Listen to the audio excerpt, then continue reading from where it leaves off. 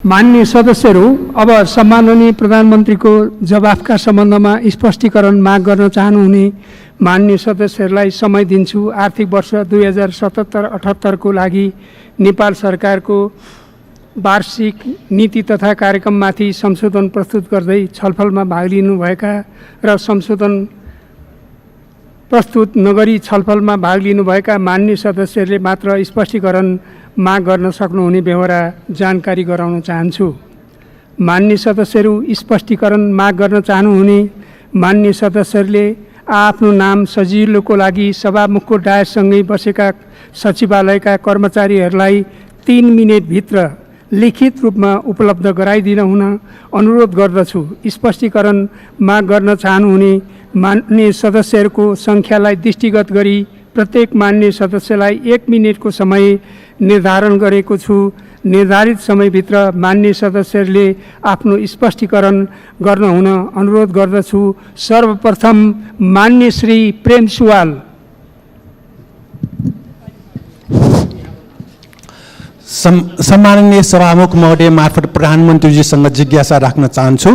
गोपाल खनाल भन्नेले पुस 6 गतेको गोरखापत्रमा लिम्पियाधुरा फिर्ता ल्याउने होइन, त्यो नक्सामै राखिएन, लिपुलेखलाई त्रिदेशीय सीमाबिन्दुको रूपमा स्थापित गर्नु हो लेखे। नेपाल सरकारले जेठ 5 गते लिम्पियाधुरा समेत र नेपालको नयाँ नक्सा स्वीकृत गर्यो। अमेरिकी सैन्य गठबन्धनसँग सम्बन्धित एमसीसी सम्झौता पारित नहुँदै खनालले उक्त लेखमा लेखे अमेरिकी सरकार कार्यान्वयनमा निश्चिन्त भए हुन्छ। सरकारभन्दा अगाडि बोल्ने खनालका यी लिखतले के उनलाई गोरखापत्र संस्थानको सल्लाहकार सम्पादकबाट बर्खास्त गर्नु पर्दैन र? सरकारले स्वीकृत गरेको नक्सा अविलम्ब सार्वजनिक किन गरिएन? के नेपालको नयाँ नक्सा सार्वजनिक नगर्न कसैले दबाब दिएको छ र? स्वीकृत नयाँ नक्सा अनुसार नेपाल भारत सीमा नियन्त्रण गरी काँडेटार कहिले लगाउने हो? सरकारको निशाना छाप र संसदको लोगो नयाँ कहिले पाउने हो? कोभिड-19 को स्रोतबारे विवाद नभएको अमेरिकाको मेरील्यान्ड स्थित फोर्ट डेट्रिक जैविक प्रयोग। माननीय डाक्टर अमरेश कुमार सिंह। सम्मानीय सभामुख महोदय, भर्खरै हाम्रा प्रधानमन्त्रीजीले भन्नुभएको छ कि सबै ठिकठाक छ, तर प्रधानमन्त्रीजीसँग आग्रह छ कि एकचोटि प्रोभिन्स 2 मा गएर त्यहाँ कोरोना प्रभावित र त्यहाँको मजदुरको स्थिति के छ, बोर्डरमा अल्पत्र छ, यता नेपालको प्रहरीले पनि धपाउने, उता इन्डियाको प्रहरीले पनि धपाउने। त्यो नेपाली नागरिक हो, म कुनै इन्डियन नागरिकको कुरा गरेन। त्यस कारणले प्रधानमन्त्रीजी, मेरो विनम्र अनुरोध छ कि कम्तीमा 2 नम्बर प्रदेशमा बजेटमा नीति कार्यक्रम पनि आएन, जो संविधानले ग्यारेन्टी गरेको छ पिछडिएको क्षेत्रलाई विशेष ग्राह्यता दिनेछ। 2 नम्बर प्रोभिन्स र कर्णाली प्रदेश पिछडिएको छ, तर त्यसको कुनै ग्राह्यता दिएको छैन र अहिले पनि त्यो कोरोनाको सबभन्दा मार त्यही 2 नम्बरमा पर्नेवाला छ। त्यस कारणले प्रधानमन्त्रीसँग मेरो विनम्र अनुरोध छ कि मात्र डाटा जुन वरिपरिकोले दिन्छ त्यसमा विश्वास नगरी जमिनी हकीकतले प्रधानमन्त्रीको भ्रमणको लागि नै म आग्रह गर्छु कि एकचोटि गएर त्यहाँहरू के छ, गाउँको स्थिति, जनताको स्थिति के छ। धन्यवाद। माननीय श्री संजय कुमार गौतम।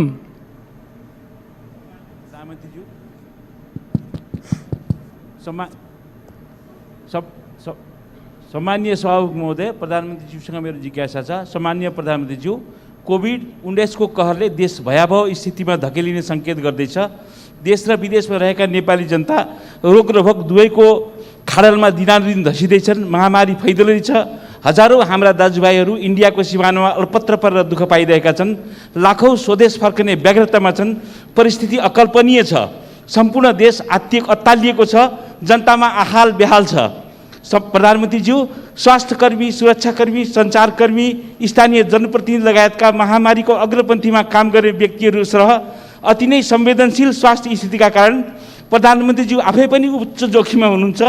आफूले समेत सुरक्षित महसुस गर्ने गरी के कस्तो तयारी गर्नुभएको छ? म तयारी देख्दिनँ, चिन्तित छु। आश्वस्त पारिदिनुहुन्छ कि?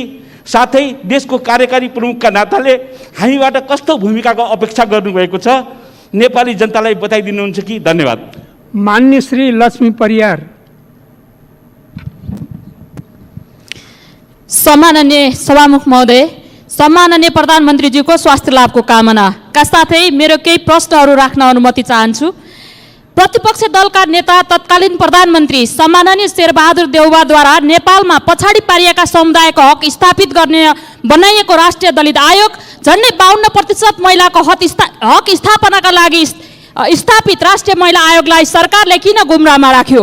यो नीति तथा कार्यक्रममा किन दलित समुदायको बारेमा किन बोलिएन? यो सरकारले दलित समुदायलाई किन देख्दैन? संविधानको धारा 40 दलितको हक बारेमा यो नीति तथा कार्यक्रमले केही पनि छुएको छैन।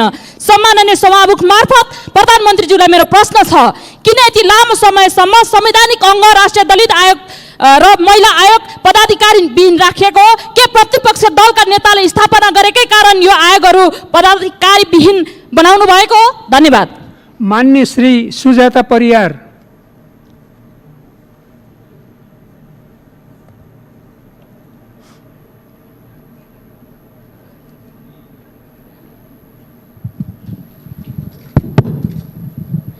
सम्माननीय सभामुख महोदय, प्रधानमन्त्रीज्यूलाई मेरो प्रश्न छ। प्रधानमन्त्रीज्यू, चीनबाट विद्यार्थी लिएर आउने तर अन्य देशबाट आफै स्वदेश फर्किन्छु भन्नेहरूलाई किन रोकेको हो? विदेशिएका नागरिकहरूमाथि किन यस्तो गम्भीर विभेद? कति नेपाली विदेशमा अलपत्र छन्? कति नेपालीको विदेशमा मृत्यु भएको छ?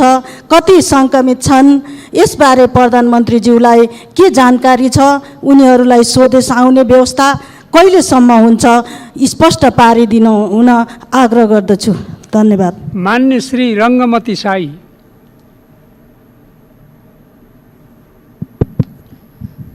सम्माननीय सभामुख महोदय, नक्सा तयार भए अनुसार भूमि फिर्ता ल्याउन सजिलो छैन। अन्तर्राष्ट्रिय अदालतमा जान सम्माननीय प्रधानमन्त्रीज्यू तयार हुनुहुन्छ कि नै? भूमि हाम्रो बनाउन प्रतिबद्ध हुनुहुन्छ? एससी दिने विद्यार्थी घरमा बस्दा परीक्षा सम्झिँदा दिमागी असर भइसक्यो। प्री टेस्टबाट पास गराउन सरकारलाई के को क्षति हुनेछ? सीमामा परेका अलपत्र नेपालीको लागि सरकार किन बेखबर छ, किन मौन छ? हुम्ली जनता चर्को गर्मी र मच्छरले लड्दै बाटोमा कष्टकर जीवन बिताइरहेका छन्।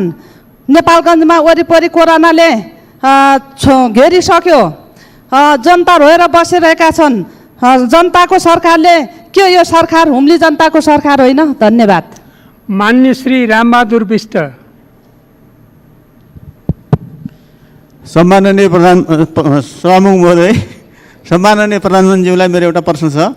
सन् 1950 को सन्धि र सीमा विवादका विषयमा दुवै देशबीचको सहमतिमा प्रबुद्ध समूह इपिजी गठन गरी समस्या हल गर्ने भनिएको इपिजी को प्रतिवेदन भारतीय प्रधानमन्त्रीले बुझ्न नमानेको अवस्थामा नेपालको भूमि आफ्नो नक्सामा पार्ने भारत, नेपालको भूमि आफ्नो नक्सामा पार्ने भारत, नेपालले आफ्नो भूमि आफ्नै नक्सामा पारी प्रकाशित गरिसकेको गरिसकेपछि अब दुवै देशबीच फेस टु फेस कूटनीतिक वार्ता कहिलेसम्म हुन सक्छ स्पष्ट हुन चाहन्छु। धन्यवाद। मान्य श्री ज्ञानेन्द्र बहादुर कार्की। सम्मान्य सभामुख महोदय मार्फत म सम्मान्य प्रधानमन्त्रीजीलाई जिज्ञासा, प्रश्न र स्पष्टता पार्नका लागि विशेष आग्रह गर्न चाहन्छु। कोरोना महामारीबाट चपेटामा परेका कामविहीन मजदुर र गरिब किसान, विपन्न किसानहरूको बारेमा, राहत प्याकेजको बारेमा, उनीहरूको जीवनयापन गर्नका निमित्त सरकारले राहत प्याकेज ल्याउनका निमित्त प्रधानमन्त्रीजीको के सोचाइ छ त्यो स्पष्ट पार्नका निमित्त म आग्रह गर्दछु। त्यस्तै गरेर साना मझौला उद्यमी, पर्यटन व्यवसायी र निजी क्षेत्रको आत्मविश्वास अभिवृद्धि गर्नका निमित्त सरकारको के योजना छ म जिज्ञासा राख्न चाहन्छु। धन्यवाद। मान्य श्री मीनबहादुर विश्वकर्मा। सम्मान्य सभामुख महोदयको मार्फत सम्मान्य प्रधानमन्त्रीज्यूसँग केही जिज्ञासा राख्न चाहन्छु। कोभिड-19 को रोकथामका लागि लागू भएको लकडाउनका कारण उद्योग वाणिज्य, होटल तथा पर्यटन क्षेत्रको पुनरुत्थानका लागि नीति तथा कार्यक्रममा केही उल्लेख होस् भनेर हामीले भन्यौँ, तर केही पनि ठोस उल्लेख केही भएन। प्याकेज भनेर प्रधानमन्त्रीज्यूको शब्द मात्रै उच्चारण भयो। यस्तो हुन नसक्नु र निजी क्षेत्रलाई यसरी अवहेलना किन गरियो? सरकारी स्वामित्वको पानी, बिजुली, टेलिफोनमा छुट राहत केही दिने नीति तथा कार्यक्रममा आएन, केवल निजी घर भाडामा दिनै पर्ने जस्तो अर्थमन्त्रीजीको जवाफ आइरहेको छ। प्रधानमन्त्रीको भनाइ के छ? साक्षर नेपाल बनाउने अभियान जस्तै गरी संविधान बमोजिम नेपाललाई जातीय भेदभाव र छुवाछुत मुक्त अभियान कार्यान्वयन गर्नका लागि नीति तथा कार्यक्रममा लेख्न किन गाह्रो भयो? सम्माननीय प्रधानमन्त्रीज्यू, मेरो जिज्ञासा। धन्यवाद। मान्य श्री सत्यनारायण शर्मा खनाल। सम्माननीय सभामुख महोदय मार्फत म सम्माननीय प्रधानमन्त्रीज्यूलाई प्रश्न सोध्न चाहन्छु कि यो कोरोना भाइरसको कारणले लकडाउन गर्नु पर्यो, त्यो लकडाउनमा कमाएर खान पर्ने, कमाउन पाए खान पाउने मानिसहरूको जो हविगत भयो, पेट डाउन भयो, भोकै बस्नु पर्यो, त्यसका लागि सरकारको के कार्यक्रम छ ती भोकाहरूका प्रति म त्यो जान्न चाहन्छु। धन्यवाद। मान्य श्री दिलेन्द्र प्रसाद बडु।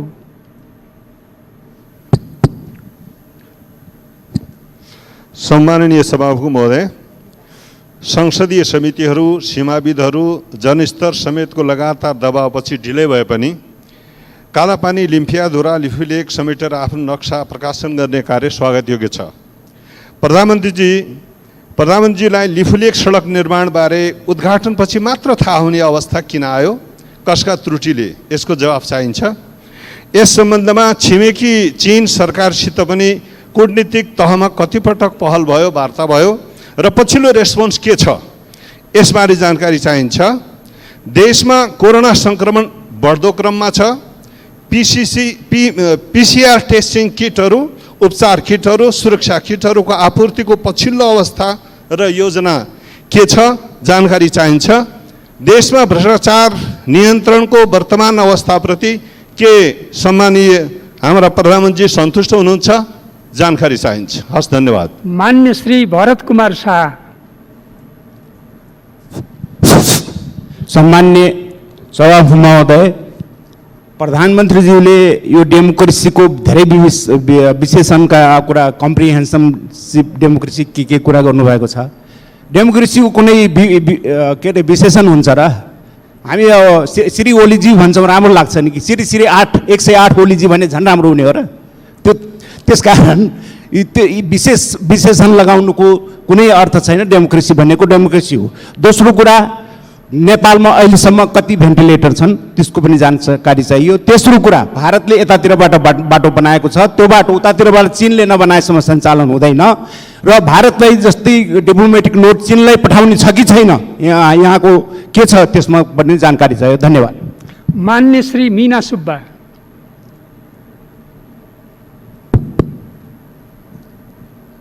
सम्मान्य सभामुख महोदय, सम्मान्य प्रधानमन्त्रीज्यूलाई मेरो एउटै मात्र प्रश्न छ।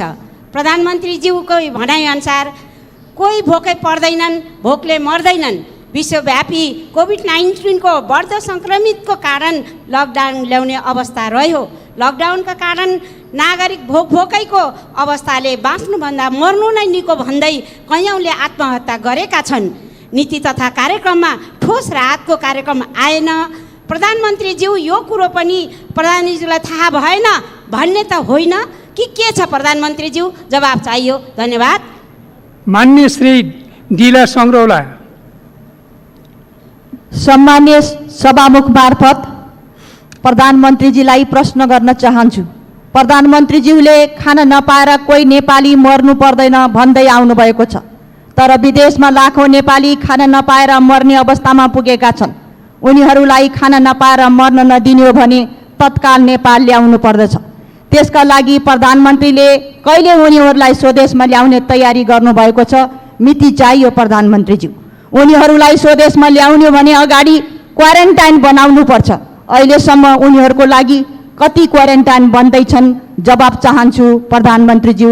धन्यवाद। मान्य श्री पुष्प भूषाल गौतम। सम्मानीय सभामुख महोदय मार्फत सम्मानीय प्रधानमन्त्रीज्यूलाई प्रश्न।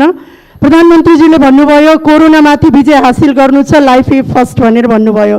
तर सँगसँगै उहाँले भन्नुभयो नेपालमा भएका क्वारेन्टाइनमा लगभग 70% जनताहरू उच्च गुणस्तर क्वारेन्टाइन छैन भनेर पनि उहाँले स्वीकार गर्नुभयो सभामुख महोदय। अहिले भारतको सिमानाबाट नेपाली दाजुभाइ दिदीबहिनीहरू आउँदै हुनुहुन्छ। WHO को मापदण्ड मानवीयताको आधारमा त्यहाँ खान बस्न लाउन सरसफाइ एम्बुलेन्सको पूर्ण रूपबाट व्यवस्था हुनुपर्छ, तर त्यो व्यवस्था भएको छैन। त्यसको एउटा उदाहरण बाँकेको एउटा युवाको मृत्यु पनि भइसकेको छ सभामुख महोदय। अहिले सिंहदरबारमा राष्ट्रिय ढुकुटी छ सभामुख महोदय, प्रदेश सरकारसँग ढुकुटी छ, तर किन हस्पिटलमा PPE पर्याप्त मात्रामा पुगिराखेको छैन, किन स्वास्थ्य उपकरण पुगिराखेको छैन? 4 महिनासम्म यो महामारीलाई रोक्नको लागि किन सरकारले त्यो ढुकुटीको प्रयोग गरिराखेको छैन? आज स्वास्थ्यकर्मीदेखि लिएर पत्रकारदेखि लिएर आज जनताको जीवनसँग खेलवाड किन यो सरकारले गरि? मान्य श्री उमा रेग्मी।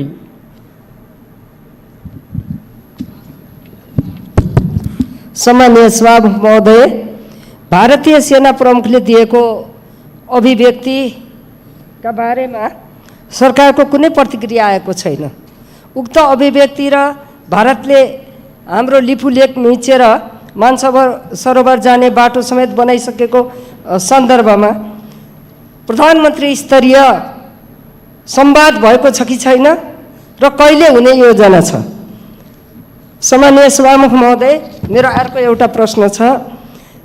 यस संसदमा यो सरकार आइसकेपछि प्रत्यक्ष निर्वाचित सांसद र समानुपातिक सांसदको बीचमा ठुलो बजेटको सन्दर्भमा ठुलो विभेद हुँदै आएको छ। आगामी बजेटमा पनि विभेदै कायम रहने हो कि यो सच्याएर आउँछ? स्पष्ट जवाफ चाहन्छु। धन्यवाद। मान्य श्री प्रमिला राई। सम्माननीय सभामुख महोदय,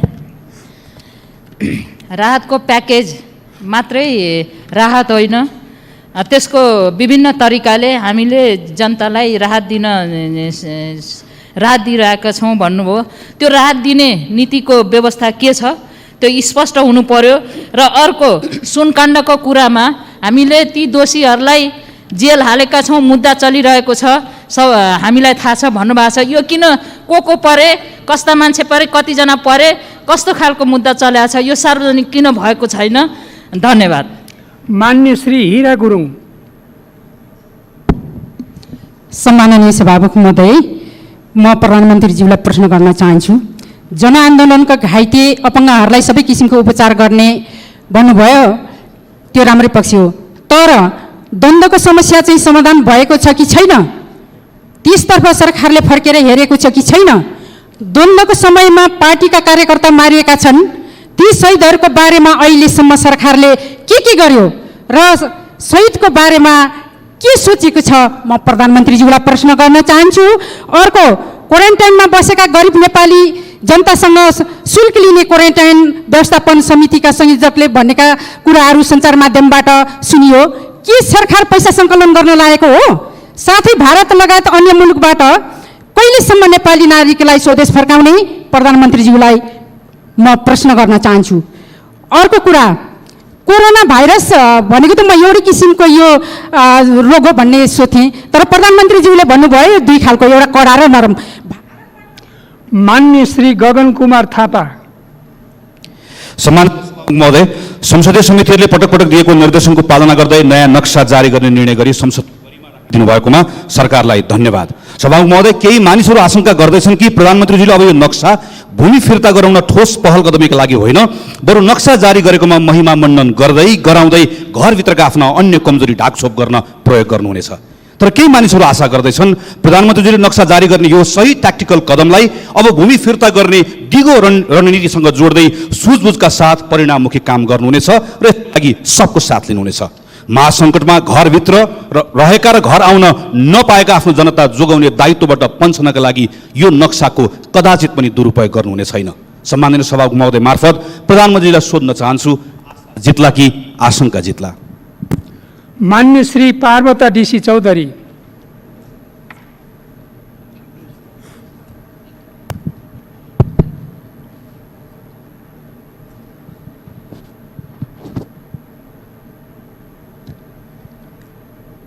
सम्मान्य सभामुखज्यू मार्फत सम्मान्य प्रधानमन्त्रीज्यूलाई मेरो प्रश्न। सर्वप्रथम स्वास्थ्य लाभको कामना गर्दछु। लिम्पियाधुरा, लिपुलेख र कालापानी सहितको नक्सा हिजो सरकारले जारी गरेछ, बधाई छ। अब सरकारले संविधानको अनुसूची 3 संशोधन गर्नको लागि कहिले सदनमा संशोधन प्रस्ताव ल्याउँछ? भारत लगायत अन्य मुलुकबाट आउन चाहने नेपालीहरूलाई यो सरकारले ल्याउँछ कि ल्याउँदैन? ल्याउनु पर्ने हो कि होइन? र PCR टेस्ट 32,000 को मात्र भएको छ, एकदम न्यून हो। यसलाई अझ बृहत रूपमा यसलाई लग्नु पर्दछ। सरकारको योजना के छ? र अन्तमा यो सामान्य प्रधानमन्त्रीज्यूमा जुन एउटा जोस जाँगर र ताकत मैले देख्छु, यो कहाँबाट आउँछ? मेरो आफ्नो व्यक्तिगत जिज्ञासा। धन्यवाद। मान्य श्री दुर्गा पौडेल।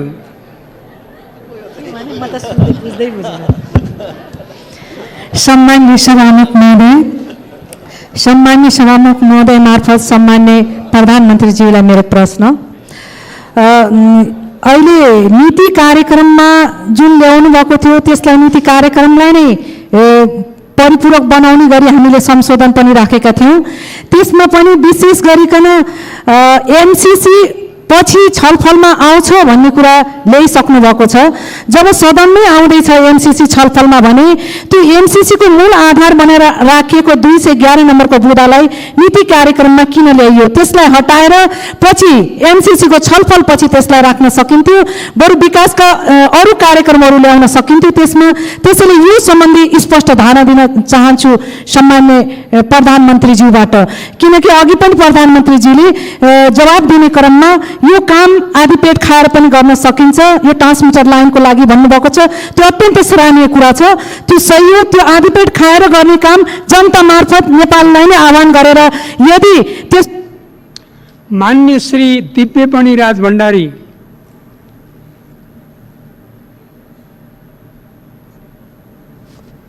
सम्मान्य सभामुख महोदय मार्फत म सम्मान्य प्रधानमन्त्रीज्यूलाई केही जिज्ञासा र क्वेसन राख्न चाहन्छु।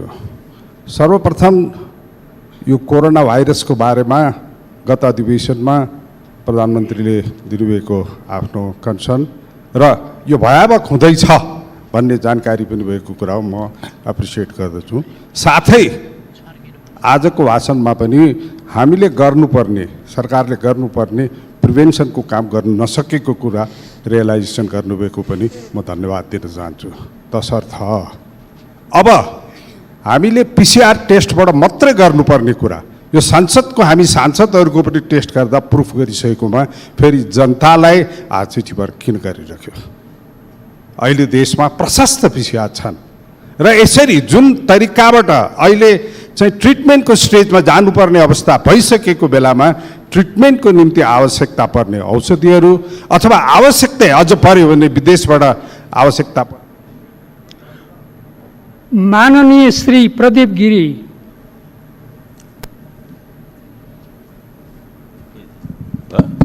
सभामुख महोदय, हाम्रो सम्मानीय प्रधानमन्त्रीको हाजिर जवाबी, प्रत्युत्पन्नमती, वाग विदग्धता विश्व विश्रुत छ। त्यो जान्दा जान्दै पनि मैले चाहिँ नेभिल चेम्बरलिन र चर्चिलको सम्झना गराउने दृष्टता गरेँ। प्रधानमन्त्रीले मलाई जवाब दिनुभयो। तर मेरो थप प्रश्न के छ भने, जुन अहिले दिन उहाँले गनाउनु हो, मेरो 2 वर्ष पुगेको छ, 5 वर्ष बाँकी छ भन्नुभयो, अब 3 वर्ष बाँकी छ। तर नेभिल च्याम्बरलेनको पनि 3 वर्ष बाँकी थियो। त्यो तिथिमिति उहाँले हेर्नुभएको हुन्छ र उहाँको पार्टी नेभिल च्याम्बरलेनको पार्टी अल्पमतमा गएको थिएन। मैले फेरि सम्झना गराउँछु, तत्कालीन राष्ट्रिय सङ्कटमा उहाँलाई विपक्षले भन्दा पनि उनकै पार्टीका मान्छेले सम्झना गराएका थिए, बिदा बिदा बिदा चाहियो प्रभु भनेर। थप एउटा हुन्छ लोकतन्त्र, अर्को हुन्छ सङ्ख्यातन्त्र। त्यसलाई भन्छ सङ्ख्यातन्त्र। सङ्ख्या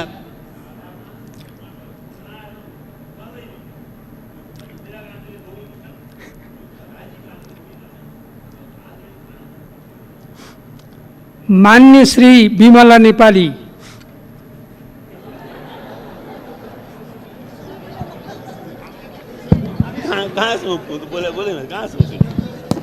सम्माननीय सभामुख महोदय मार्फत म सम्माननीय प्रधानमन्त्रीज्यूलाई मेरो प्रश्न, संविधान सभाबाट संविधान निर्माण गरेको पनि आज झन्डै 5 वर्ष पुग्न लाग्यो। संविधानको मौलिक हक अन्तर्गत धारा 24 मा छुवाछुत तथा जातीय भेदभावको हक र धारा 40 मा दलितहरूको हकको व्यवस्था गरिएको छ। के ती धाराहरू संविधानमा देखाउनका लागि मात्र हो कि सरकारले उक्त धारा कार्यान्वयनका लागि नीति तथा कार्यक्रम पनि बनाउनु पर्छ? त्यसकारण म देशभरिका झन्डै 40 लाख दलित समुदायको तर्फबाट म यो कुरा राख्न चाहन्छु। धन्यवाद। मान्य श्री प्रदीप यादव। सम्मानीय सभामुख महोदय मार्फत सम्मानीय प्रधानमन्त्रीजीसित मेरो प्रश्न छ। कोरोना सङ्क्रमितको सङ्ख्या मधेसको पर्सा, बारा, बाँके, उदयपुर, कपिलवस्तु लगायतको जिल्लामा दिन प्रतिदिन बढिरहेको छ। तर स्वास्थ्य उपकरण एकदमै कम छ, जनशक्ति पनि एकदमै कम छ। त्यसको तयारी सरकारको के छ?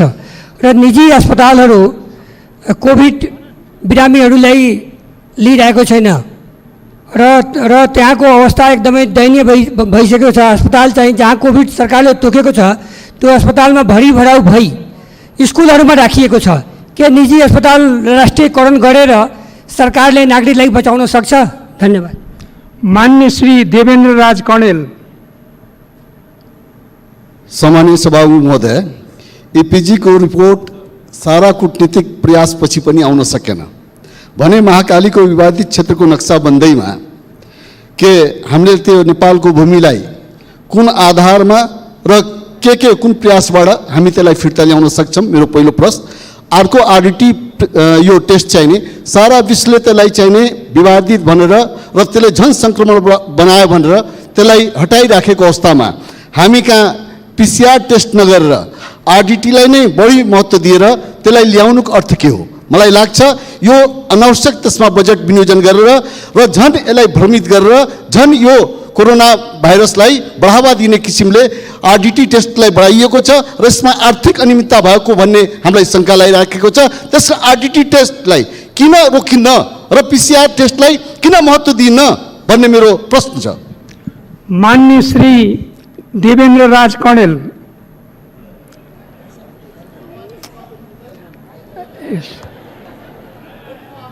त्यो आइसक्यो। मान्य श्री उमाकान्त चौधरी।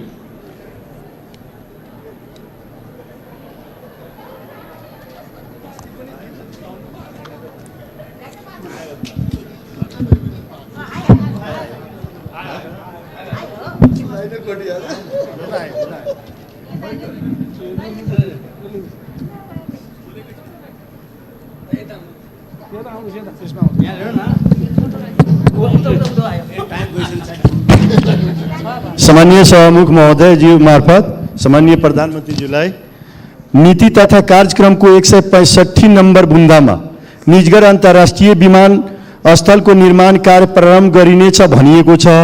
तर गत वर्षको पनि नीति र कार्यक्रममा पनि त्यही थियो। यो सुरु हुन्छ कहिले र यसको ठोस कार्यक्रम के हो जानकारी चाहियो।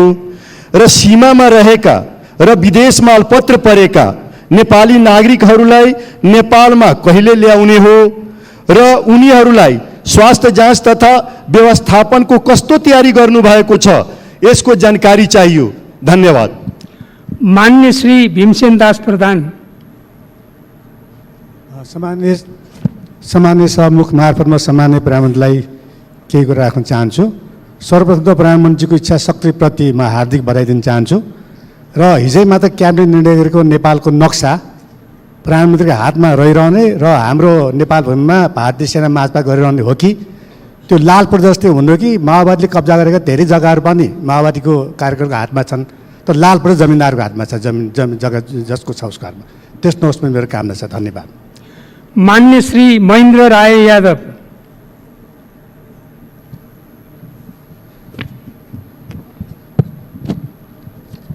सम्माननीय सभामुख महोदय, म सम्मान्य प्रधानमन्त्रीजीको ध्यान आकर्षण गराउन चाहन्छु। आज सम्मान्य प्रधानमन्त्रीजीले जुन बोल्नु भएको छ संविधान संशोधन गर्छु भनेर मलाई बडा खुसी लागेको छ।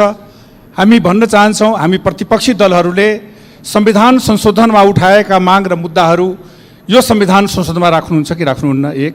दोस्रो, भारत लगायत विदेश मालपत्र भएका नेपाली कामदारहरूलाई नेपालमा कहिलेसम्म ल्याउन सक्ने उहाँको कार्यक्रम छ? यो सीमाको जुन विषय उठेको छ, वार्ता कहिलेदेखि होइन यो सुरु हुनेछ? लाल आयोगको प्रतिवेदन कहिले सार्वजनिक गर्नुहुनेछ? र हुलाकी राजमार्गको कार्य सम्पन्न कहिलेसम्म हुनेछ? यो चुरे संरक्षणमा कतिवटा ड्याम्प बने, कतिवटा ड्याम्प बनाउन बाँकी छ? र सुनकोशी मरेन ड्याम जुन छ त्यो कहिलेसम्म होइन सम्पन्न हुनेछ? यो नागरिकता विधेयक प्रगतिशील सरकारले नागरिकता विधेयक कहाँ समितिबाट हरायो कि सरकारको नोटिसमा छ कि छैन? त्यसकारण यी सबै सवालहरू राख्दै कोरोना नियन्त्रणको लागि माननीय श्री टेकबहादुर बस्नेत। सम्माननीय सभामुख महोदय, सम्माननीय प्रधानमन्त्रीजीलाई प्रस्तुत नीति तथा कार्यक्रम मुद्दा नम्बर 262 शान्ति प्रक्रियाका सङ्क्रमणकालीन न्याय सम्बन्धी बाँकी कार्य सम्पन्न गरिनेछ भन्ने कुरा स्वागतयोग्य छ। तर जनआन्दोलन र द्वन्द्वकाल भनेको के हो? जनआन्दोलन र जनयुद्धकाल भन्न किन नसकिएको हो? दोस्रो प्रश्न, तेस्रो मुलुक र भारतका नेपाली नागरिक जहाँ सीमामा अलपत्र परेका छन् कसरी स्वदेश फर्काइन्छन् र सङ्कटग्रस्त मजदुरहरूलाई कसरी मुक्त गर्ने सरकारको तयारी छ? धन्यवाद।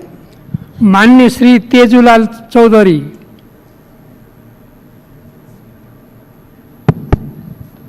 सम्मानीय सभा महोदय, म प्रधानमन्त्रीज्यूलाई मेरो प्रश्न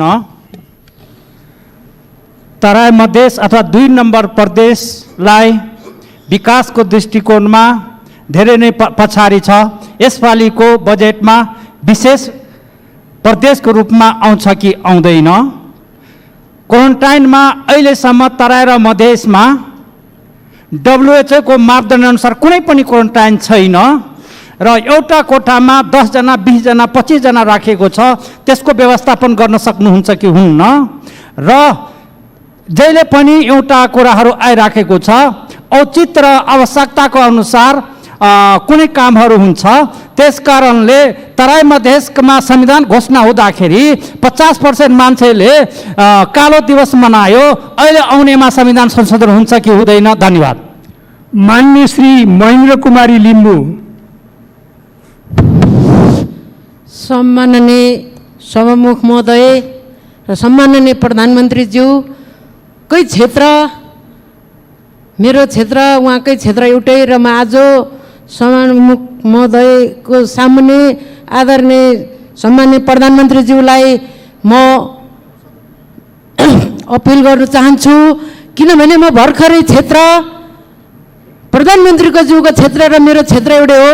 म क्षेत्र भ्रमण गरेर भर्खरै 25 गते यो सदनमा आइपुगेको छु र मैले जानकारी पनि गराउनु छ आफ्नो क्षेत्रको। त्यसैले गर्दा आज मेरो अलिकति छुट्टै प्रधानमन्त्रीज्यूलाई मेरो अनुरोध, किनभने क्षेत्र सिमाना भारतसँग सिमाना परेको गौरीगञ्जमा पटक पटक पारी भारतबाट आएर प्रहरीहरूमाथि हस्तक्षेप गर्यो, तर त्यो कुनै प्रधानमन्त्रीज्यूको कुनै न सरकारको कुनै पनि त्यो केही भएको छैन। त्यसैले गर्दा प्रधानमन्त्रीज्यूले यहाँ कति मिठो उखान टुखान गरे जस्तो हुँदैन बालबाली। मान्य श्री राजेन्द्र कुमार केसी।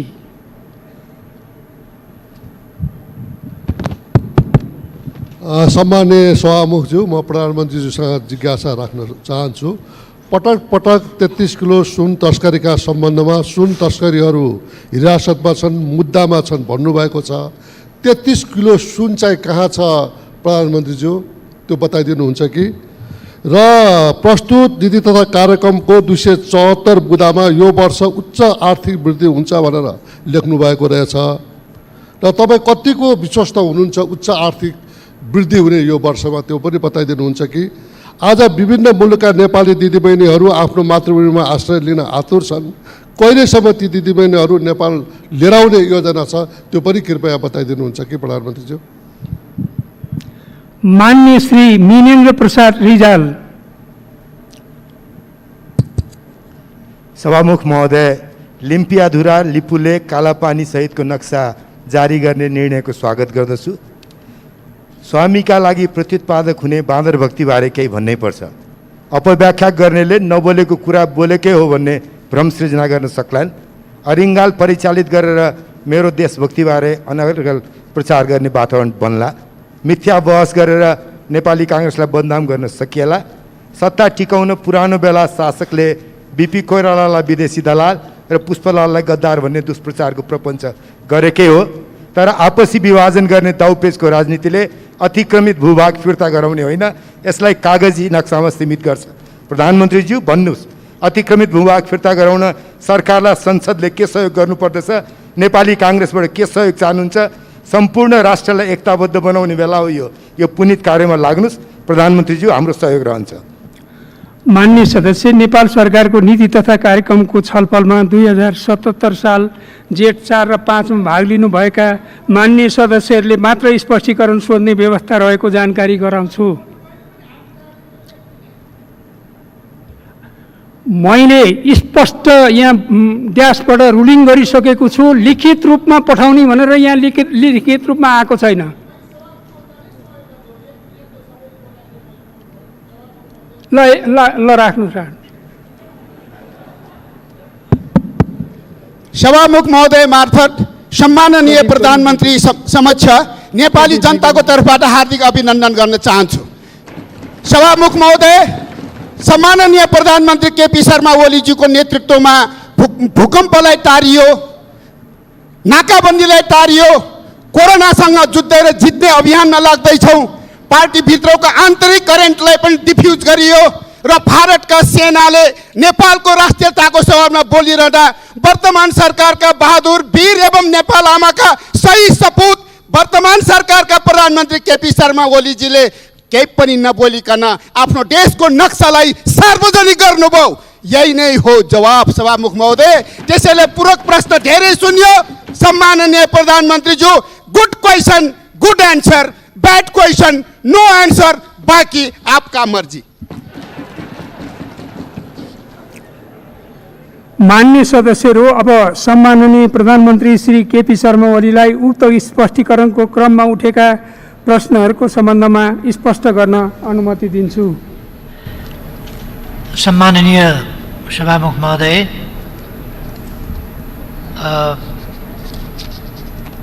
मैले विषयगत रूपमा मान्यज्यूहरूले उठाउनुभएका महत्त्वपूर्ण विषयहरूलाई विषयगत रूपमा ग्रुपिङ गरेर त्यसको सम्बन्धमा स्पष्ट पार्ने कोसिस गर्छु।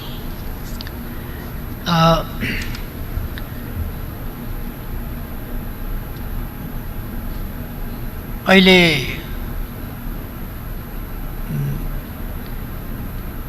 कसले के बोल्यो, कसले के लेख्यो भन्ने कुराहरूको सन्दर्भमा फेरि पनि मैले मेरो जानकारीमा छैन भन्नुपर्ने हुन्छ। एउटा कुरा म स्पष्ट गर्न चाहन्छु, त्यो के भने यो कसैको दबाबमा पारित गरिसकेपछि पनि नेपालको नयाँ नक्सा प्रकाशित नगरेको हो कि भनेर प्रश्न उठेको चाहिँ अचम्म लाग्यो। नेपालको वर्तमान सरकार सार्वभौम समानताको सिद्धान्तमा विश्वास गर्दछ, व्यवहारमा विश्वास गर्दछ र स्वाधीनता र स्वाभिमानलाई आफ्नो प्राणभन्दा प्यारो मान्छ। देशभन्दा ठुलो, देशको स्वाभिमानभन्दा ठुलो, मातृभूमिभन्दा ठुलो, मातृभूमिको हितभन्दा ठुलो केही हुँदैन र त्यसका निम्ति समर्पित हुनभन्दा ठुलो गौरवको विषय पनि केही हुँदैन। चाहे विदेशीले भनौँ, अरूको उक्साहटमा लागेर, अरूको सन्दर्भमा अरूले भनेर, अरूले खटाएर नेपालले बोल्यो जस्ता कुराहरू, यो अत्यन्तै नेपाल राष्ट्रलाई होच्याउने र अपमान गर्ने कुरा हो। नेपाल राष्ट्र यो गुलामीलाई कहिल्यै स्वीकार नगरेको, स्वाभिमानका निम्ति बलिदान गरेको, दासता अस्वीकार गरेको स्वाभिमानी राष्ट्र हो। कसैको उक्साहट र भकापमा चल्दैन। यो सबैले बुझ्ने गरी म भन्न चाहन्छु। त्यसै गरी अहिलेको सरकार र नेपाल राष्ट्र कहिले कहिले आम राष्ट्रको हित, आम राष्ट्रको भावना प्रतिबिम्बित नभइरहेको हुनसक्छ, तर अहिलेको सरकारको सन्दर्भमा यसले राष्ट्रिय हितको प्रतिनिधित्व गर्छ, राष्ट्रिय स्वाभिमानको प्रतिनिधित्व गर्छ र राष्ट्रिय भावनाको प्रतिनिधित्व गर्छ। यसर्थ कसैको दबाबमा भन्ने प्रश्न अहिलेको सन्दर्भमा यो प्रश्न कसरी सोध्नुभयो, कसरी सोध्न सक्नुभयो मान्यजीले, मलाई अचम्म लाग्छ। कसैको दबाबमा हिजो बेलुका नक्सा जारी भएको छ, पहिले नै त्यो नक्सा अन्तिम रूपमा जारी नभइकन छाप्ने र वितरण गर्ने कुरा हुँदैन। बेलुका नक्सा तयार भएको छ या पारित भएको छ, अहिले वितरण नहुँदा, बिहानसम्ममा वितरण नभइसक्दा कसैको दबाबमा हो कि भनेर यो अलिकति सोध्न, प्रश्न गर्न पनि मिल्ने खालको अलिक भएन कि? तपाईँ हामीसँग र म एउटा दावा गर्न चाहन्छु, यस संसदको प्रतिनिधित्व,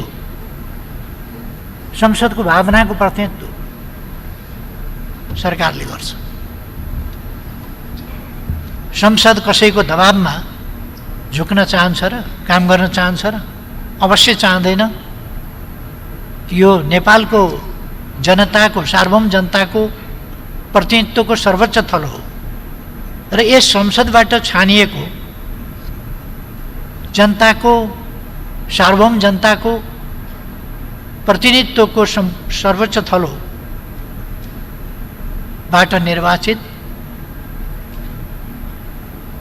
र अत्यधिक ठुलो विश्वासका साथ निर्वाचित यस सरकारले यस गरिमामय संसदको साँचो प्रतिनिधित्व गर्दछ। त्यसकारण यो कसैको दबाबमा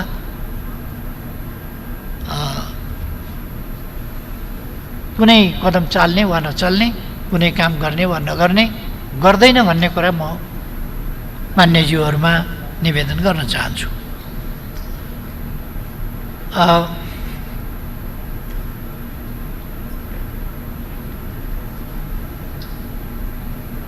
सांसदहरूको भूमिका अवश्य नै संयोजनकारी भूमिका हुन्छ, चेतना अभिवृद्धि गर्ने भूमिका हुन्छ।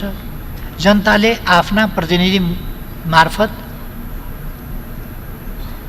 यो कोरोनाबाट जोगिने, उम्किने बाटो के हो त्यसको पनि जानकारी लिन चाहन्छ र सँगसँगै यस सम्बन्धमा नेतृत्व पनि गरेको हेर्न चाहन्छ।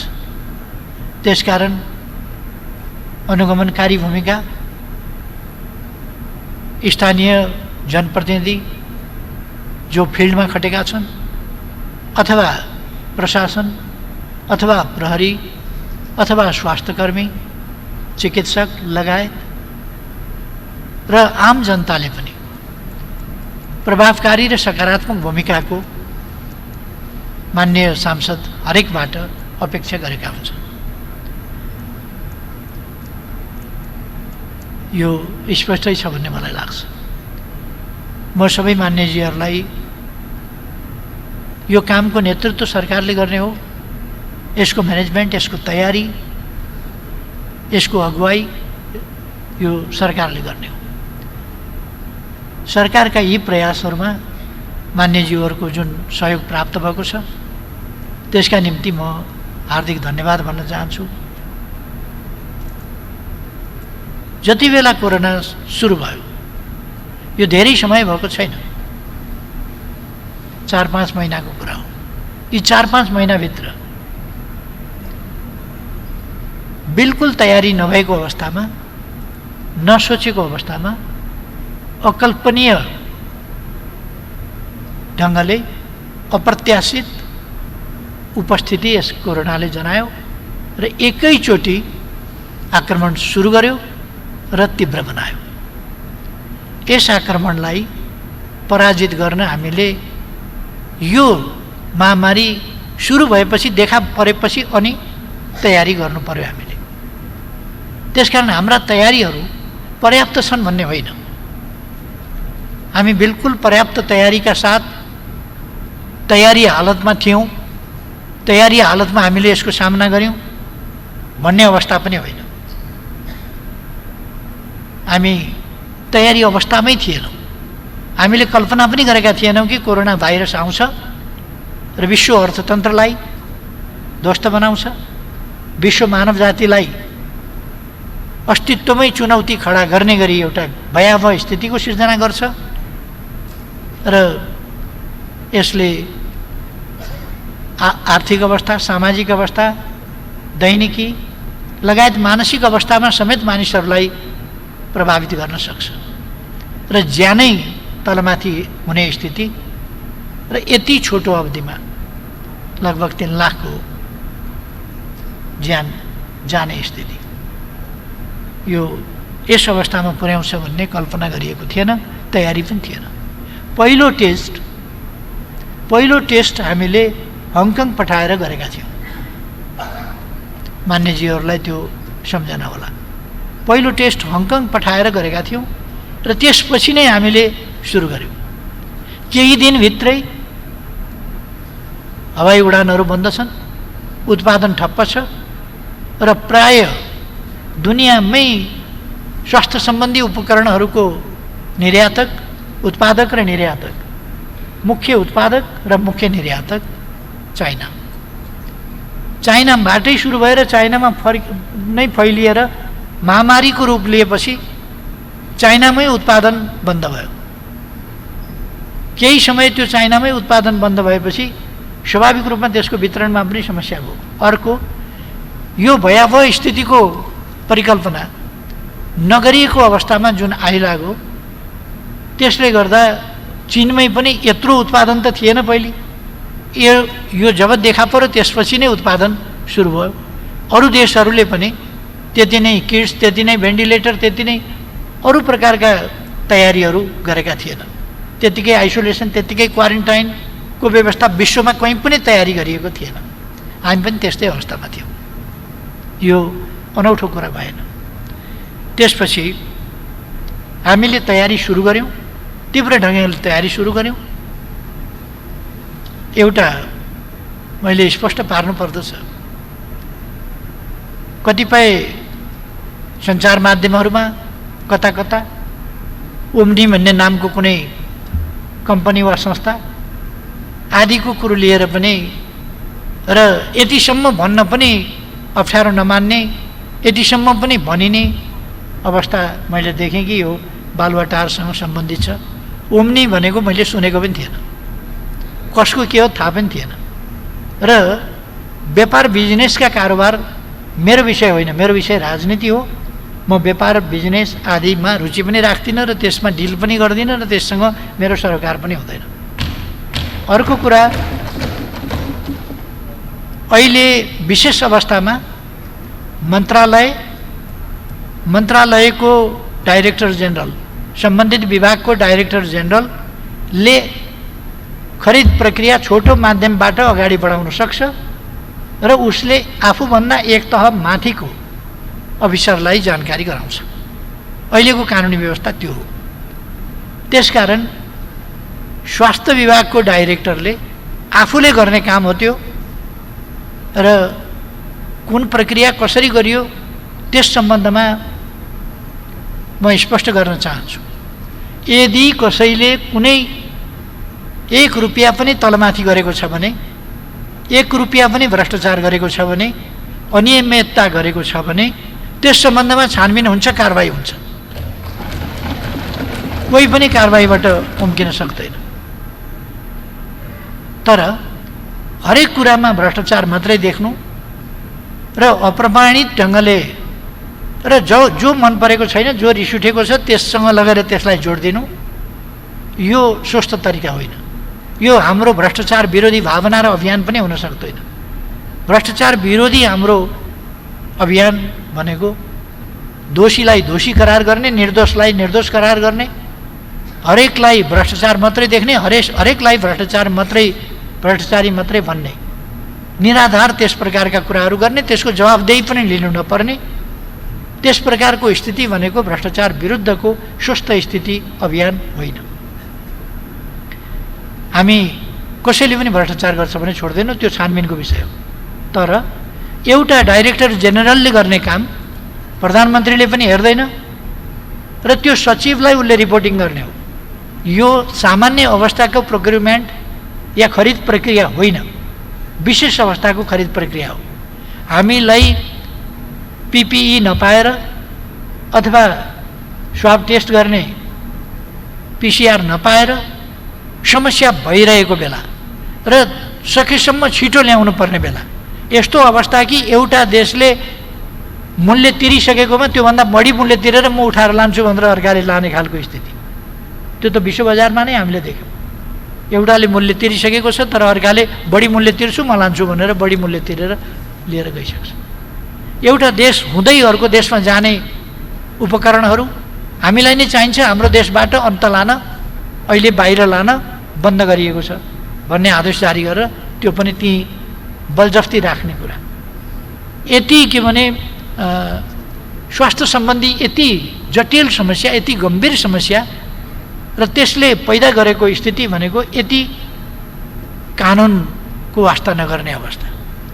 त्यस्तो अवस्थामा हामीले पनि छिटो माध्यमबाट कसरी ल्याउन सकिन्छ त्यो उपाय गर्नु पर्थ्यो र त्यो कानुनी व्यवस्था अनुसार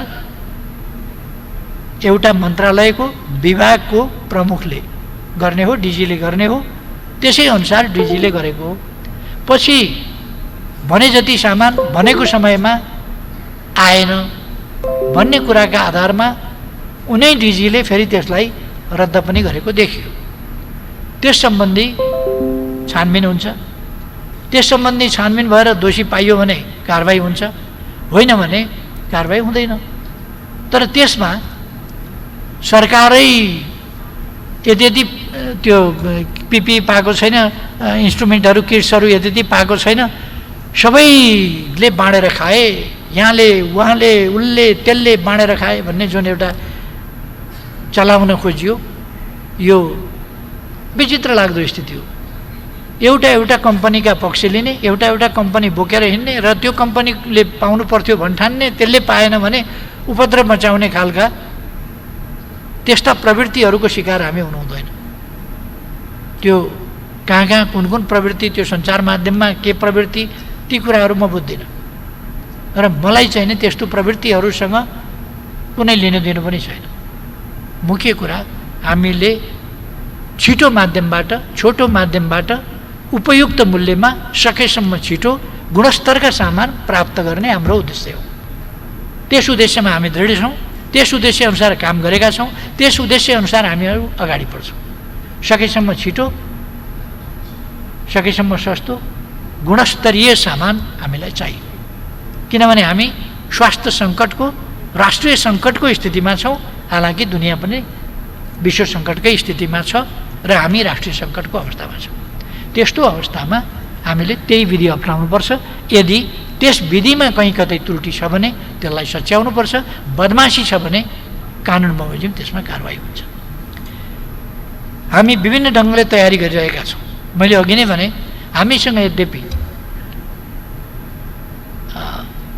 क्वारेन्टाइनको सङ्ख्या 5700सम्म पनि छ, तर ती पर्याप्त विश्व स्वास्थ्य सङ्गठनले भनेका गुणस्तर अनुसारका छन् भन्ने होइन। हाम्रो सङ्ख्या जसरी बढ्दैछ भन्न जस्तो सजिलो छैन। हामी गुणस्तर तयार गर्दैछौँ, गुणस्तर निर्माण गर्दैछौँ, हामी परीक्षणका किटहरू पनि ल्याउँदैछौँ, पिपिई पनि ल्याउँदैछौँ, पुर्याउँदैछौँ र यो उपलब्ध हुन पनि सहज थिएन। हामीले अरू देशका नेताहरूका विभिन्न समयका आह्वान र अभिव्यक्तिहरू सुनेका छौँ। हामीसँग सामग्रीको अभाव छ, हामीसँग पहिले उत्पादनै हुँदैन थियो, अहिले हामी यति उत्पादन गर्न थालेका छौँ, हामी पुरा गर्न थालेका छौँ, हामीले गुणस्तर मेन्टेन गर्न प्रयास गरिरहेका छौँ भन्ने नै सुनिन्छ। हामी पनि त्यही हो। गुणस्तर मेन्टेन गर्ने, गुणस्तर अनुसार कायम गर्ने त्यो प्रयास हामी गरिरहेका छौँ। तर त्यो प्रयास सबै ठाउँमा भइसक्यो भन्ने कुरा छैन, किन हामीसँग धेरै चिजका लिमिटेसन छ र म मान्यजीहरूलाई बताउन चाहन्छु, अवगत गराउन चाहन्छु। त्यसअनुसार WHO ले तोकेको मापदण्ड अनुसारको गुणस्तर क्वारेन्टाइनमा, परीक्षणमा, सबै चिजमा हामी गर्छौँ। हामी हाम्रो देशको स्थिति अनुसारको कामहरू गरिरहेका छौँ।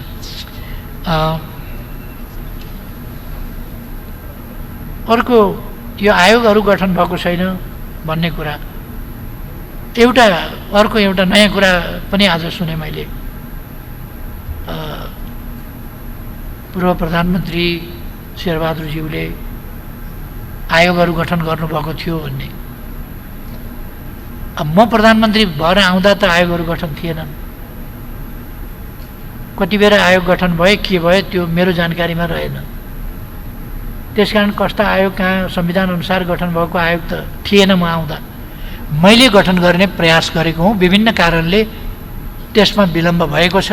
त्यो विलम्ब किन भयो भनेर म अहिले कसैतर्फ इङ्गित गर्न चाहन्न। विलम्ब भएको छ, विलम्ब नहुनु पर्थ्यो, अब छिटै गरिनेछ। छिटै गर्नका निम्ति अध्यादेश पनि अस्ति जारी भएको थियो।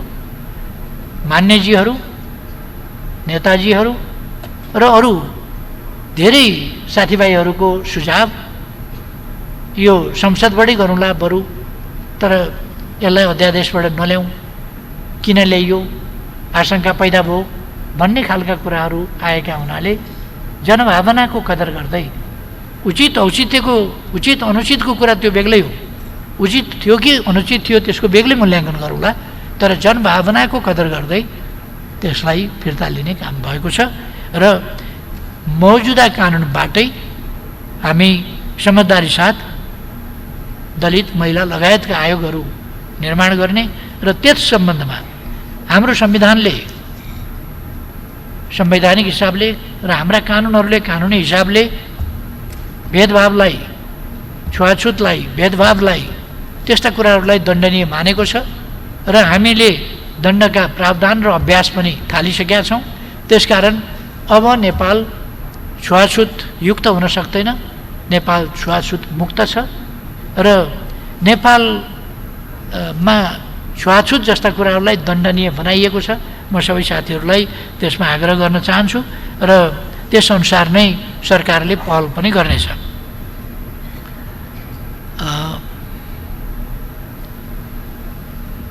एउटा नेपालीहरू, विदेशमा भएका नेपालीहरू किन नल्याएको भन्ने कुरा, हाम्रो देश एउटा श्रम शक्ति निर्यात गर्ने जस्तो अवस्थामा रहेको छ। हामीले श्रम सम्झौता गरेका छौँ धेरै देशहरूसँग, कहीँ श्रम सम्झौतै नभएका ठाउँमा पनि श्रमिकहरू गएका छन्, हाम्रा युवाहरू गएका छन्। के कारणले जानु पर्यो, किन जानु पर्यो त्यो बेग्लै कुरा हो। अहिले यो सरकार बनेपछिका 2 वर्षमा भन्ने हो भने विदेश जानुपर्ने स्थितिमा न्यूनता आएको छ, विदेश जाने क्रममा न्यूनता आएको छ। देशमा स्वरोजगारका स्थितिहरू सिर्जना गर्ने वा रोजगारीका अवसरहरू सिर्जना गर्ने र विदेश जानबाट अलिकति युवाहरूलाई देशभित्रै काम गर्नेतर्फ आकर्षित गर्ने ती प्रयासहरू अगाडि बढेका छन्। तर फेरि पनि 45-50 लाख युवाहरू विदेशमा छन् भन्ने कुरा थियो। अस्ति 4 महिना अगाडि कोरोना नबढ्दासम्म अथवा अस्ति 3 महिना जति अगाडिसम्म पनि यस्तो स्थिति थिएन। हामीले लकडाउन गर्नु परेको थिएन, अरू कुराहरू गर्न परेको थिएन र कोरोना नफैलिदासम्म, रोजगारी नखोसिदासम्म अथवा कोरोना फैलिएर एउटा भयावह स्थिति सिर्जना नहुँदासम्म, उद्योग धन्दाहरू वा आफ्ना कामका क्षेत्रहरू बन्द नहुँदासम्म आउँछु भन्ने स्थिति थिएन।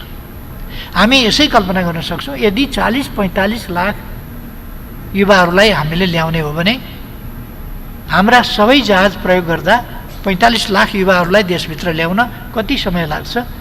अहिले मैले अलिक मौखिक हिसाब गर्न गणितमा अलिक कमजोर छु। 45 लाख युवाहरूलाई देशभित्र ल्याउन हामीसँग कतिवटा जहाज छन्? 2-4 वटा होला। त्यो जहाजहरू लगातार हामीले उडायौँ भने कति समय लाग्छ, कति महिना लाग्छ। यो यस्तो सहज विषय होइन। अमेरिकाले 150 नागरिक नेपालका विमान चार्टर गरेर फिर्ता लगे जस्तो होइन। अस्ट्रेलियाले 250 मान्छे फिर्ता लग्यो भने जस्तो होइन। कतारका केही मान्छे यहाँ थिए, तिनीहरूलाई जहाज चार्टर गरेर फिर्ता लग्यो भने जस्तो होइन। कतारले फिर्ता लग्यो भने 100 जना लग्यो होला, तर हाम्रो त कतारमा 4.25 लाख जति युवाहरू छन्। त्यसकारण कतारले 150 मान्छे लानु र 100 मान्छे लानु र हामीले 4.25 लाख मान्छे फिर्ता ल्याउनु एउटा कुरा होइन। अनि क्वारेन्टाइनमा फिर्ता ल्याएर राख्ने, कतारबाट मात्रै 4.25 लाख मान्छे ल्याउने हो भने त्यो 4.25 लाखलाई हामीले क्वारेन्टाइनमा राख्न गर्नुपर्छ नि सरकारले व्यवस्था। भन्न सजिलो छ, तर सरकारले व्यवस्था कुन जनशक्तिले गर्छ, केले गर्छ? जनशक्ति नै बाहिर छ, अनि केले गर्छ? त्यसकारण हामीले ल्याउन नदिने, देश फर्किन नदिने भनेको होइन, ल्याउने तयारी हुँदैछ। तर कति ल्याउन सकिन्छ, कति ल्याउनु पर्छ, कति ल्याउनै पर्ने स्थितिमा छन्, त्यसको हिसाब किताब हुँदैछ। म गरिमामय सदनलाई जानकारी गराउन चाहन्छु। मैले कतारका प्रधानमन्त्रीजीसँग कुरा गरेको छु, युएई का उपराष्ट्रपतिसँग कुरा गरेको छु, जो त्यहाँ अहिले डिफ्याक्टो रुलरको रूपमा हुनुहुन्छ, किनभने राष्ट्रपतिज्यूको स्वास्थ्यको कारणले। अरू देशहरूमा कुवेतका प्रधानमन्त्रीसँग कुरा गरेको छु, बहराइनमा कुरा गरेको छु, ओमानमा कुरा गरेको छु, साइप्रसमा कुरा गरेको छु, इजरायलका राष्ट्रपतिसँग कुरा गरेको छु। र हाम्रो नागरिकहरू तपाईँहरूको देशको आर्थिक उन्नति, विकास, निर्माण आदिको लागि आउनु भएको र तपाईँहरूले अप्ठ्यारो पर्ने बित्तिकै तुरुन्त लखेट्ने खालको काम गर्नु हुँदैन। र कुवेतमा कति गैरकानुनी ढङ्गले बसिरहेका 3500 मानिसहरूले अहिले त्यो कुराकानीपछि उहाँहरूले दण्ड नगर्ने, रजिस्टर गर्न दिने र इलिगललाई लिगल स्ट्याटसतिर आउन दिने, कमसेकम दण्डनीय नबनाउने। र यो कोरोनाको स्थिति सिद्धिएपछि अनि कूटनीतिक तवरबाट उनीहरू त्यहीँ काम गर्न चाहन्छन् या फर्किन चाहन्छन् भन्ने कुरा गर्ने। यी सबै देशहरूसँग कुरा हुँदा या साउदी अरबियासँग हाम्रो परराष्ट्र मन्त्रीजीले कुरा गर्नुहुँदा हामी तपाईँहरूका नागरिकहरूलाई आफ्नै नागरिक सरह खाने बस्ने प्रबन्ध गर्नेछौँ, बिमारी हुँदा उपचार गर्नेछौँ। त्यसकारण तपाईँहरूले चिन्ता गर्नु पर्दैन, चिन्ता लिनु पर्दैन भन्ने कुराहरू उहाँहरूले आश्वस्त पार्नुभएको छ। त्यहाँका उपराष्ट्रपतिले, राष्ट्रपतिले, प्रधानमन्त्रीले भनेका कुराहरू त्यो त्यत्तिकै कुराहरू होइन। र हामी त्यहाँको एम्बेसीसँग कन्ट्याक्टमा छौँ र कति बेर कसरी कति मान्छे हामीले उद्धार गर्नुपर्छ, त्यहाँबाट कति मान्छे ल्याउनुपर्छ, कसरी ल्याउने हो। र मान्छे ल्याउने सेन्टिमेन्टमा हामी वारवारी मान्छे ल्याएर क्वारेन्टाइनमा पनि राख्न नसक्ने, केही पनि गर्न नसक्ने र कोरोना मात्रै फैलाउने अनि देशै सोतर बनाउने, त्यस प्रकारको भद्रगोल सिर्जना गर्ने मनस्थितिमा छैनौँ। हाम्रो भनाइ हो देशको नागरिकहरूको भित्र भएकाको पनि सुरक्षा हुनु पर्यो, बाहिर हुनेका समस्या पनि समाधान गर्नु पर्यो। आउन चाहने जेन्युन समस्याहरू भएका समस्याहरूलाई सम्बोधन पनि गर्नु पर्यो। त्यसकारण सरकार जेन्युन समस्याहरू विदेशमा रहेका नागरिकहरूका सम्बोधन गर्नेदेखि लिएर देशभित्रका नागरिकहरूको सुरक्षा, त्यसको प्रबन्ध पनि यथोचित गरेर यी दुईटै कुराहरूलाई संयोजित ढङ्गले गर्ने कुरामा सरकार स्पष्ट छ, दृढ छ र क्रियाशील छ। म मान्यज्यूले उठाउनु भएका प्रश्नहरू मार्फत समग्र सम्मानित सदनमा जानकारी गराउन चाहन्छु।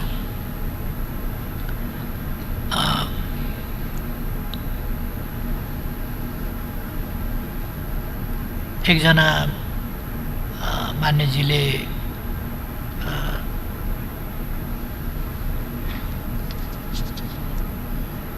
एउटा प्रश्न उठाउनु भएको छ, नक्सा जस्तो जमिन फिर्ता लिन सजिलो छैन भनेर। नक्सा जस्तै फिर्ता लिन सजिलो भएको भए त हिजो बेलुकै फिर्ता आइसक्थ्यो। अवश्य छैन नक्सा बनाउन जस्तै सजिलो, तर नक्साले हाम्रो एउटा दृढतालाई प्रतिबिम्बित गर्छ। हामी जमिन फिर्ता लिनेवाला छौँ, फिर्ता लिएर छोड्नेवाला छौँ, किनभने यो हाम्रो भूभाग हो। सजिलो छ भनेको होइन। हामीलाई थाहा छ भारतको भूगोल, भारतको जनसङ्ख्या, भारतको अवस्था र हाम्रो अवस्थाको भिन्नता, तर यी भिन्नताहरू न्याय निरूपणमा प्रतिबिम्बित हुनु हुँदैन, सत्य स्थापनामा प्रतिबिम्बित हुनु हुँदैन। सत्य सत्य हो, आकार प्रकार हैसियत हेरेर न्याय निरूपण र सत्य स्थापना हुँदैन पनि, स्वीकार्न सकिँदैन पनि। त्यसकारण हामी यो अलिकति कठिन काम होला, तर यो कठिन काम भए पनि हामी गर्छौँ। हामी यस मामलामा दृढ छौँ भन्ने कुरा फेरि म स्पष्ट गर्न चाहन्छु।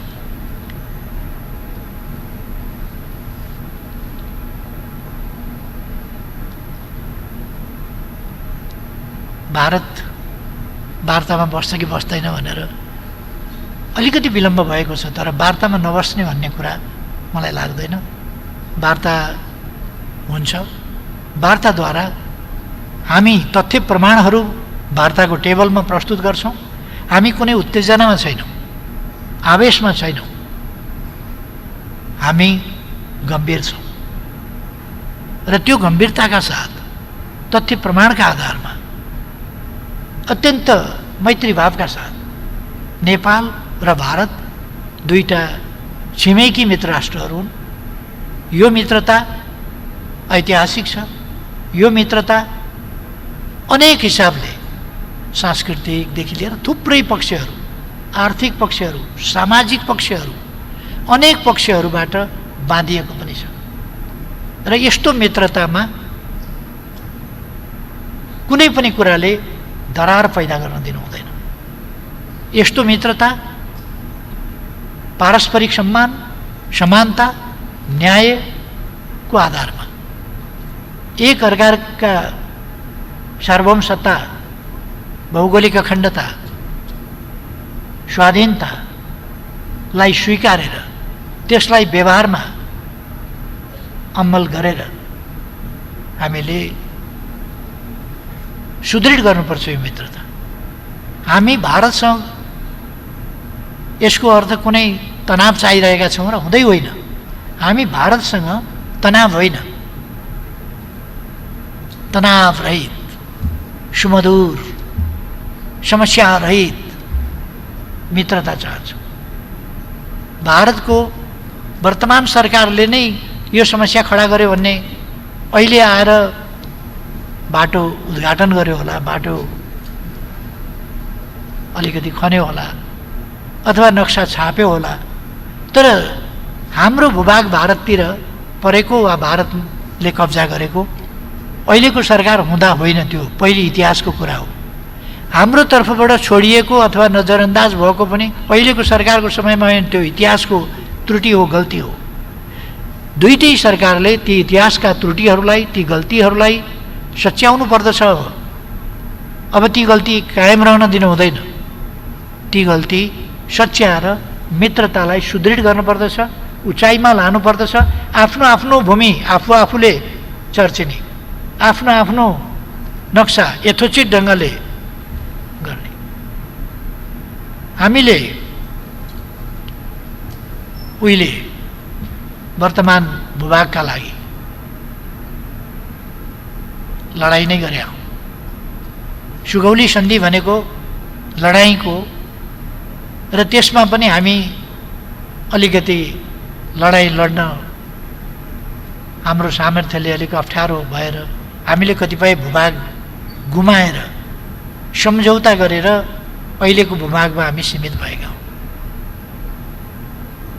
त्यति बेला लडाइँको बेला गरिएको सम्झौता आज लडाइँ नभएका बेला, सुमधुर मैत्री सम्बन्ध कायम भएका बेला, यस्तो बेलामा लडाइँका बेला स्वीकारिएको सिमाना शान्तिपूर्ण मित्रताका बेला थिचोमिचो गरिनु, अतिक्रमण गरिनु कदापि वाञ्छनीय हुन सक्दैन, कदापि ग्रहणीय हुन सक्दैन, त्यो स्वीकार्य हुन सक्दैन।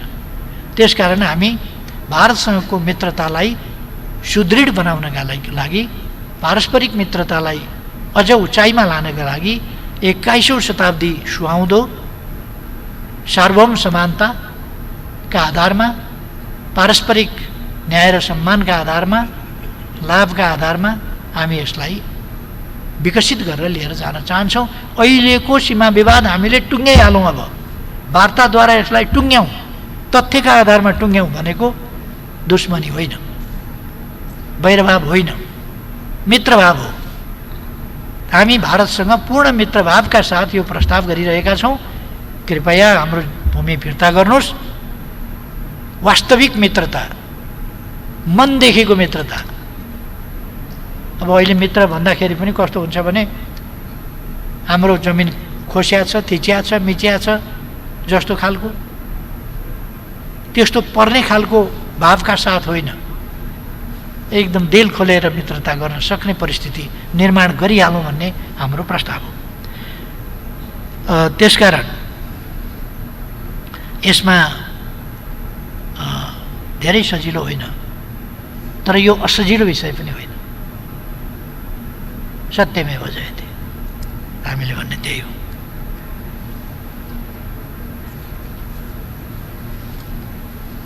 यहाँ साथीहरूले सोध्नुभएको छ अलिकति निजी क्षेत्रलाई अवहेलना गरिएको कुरा।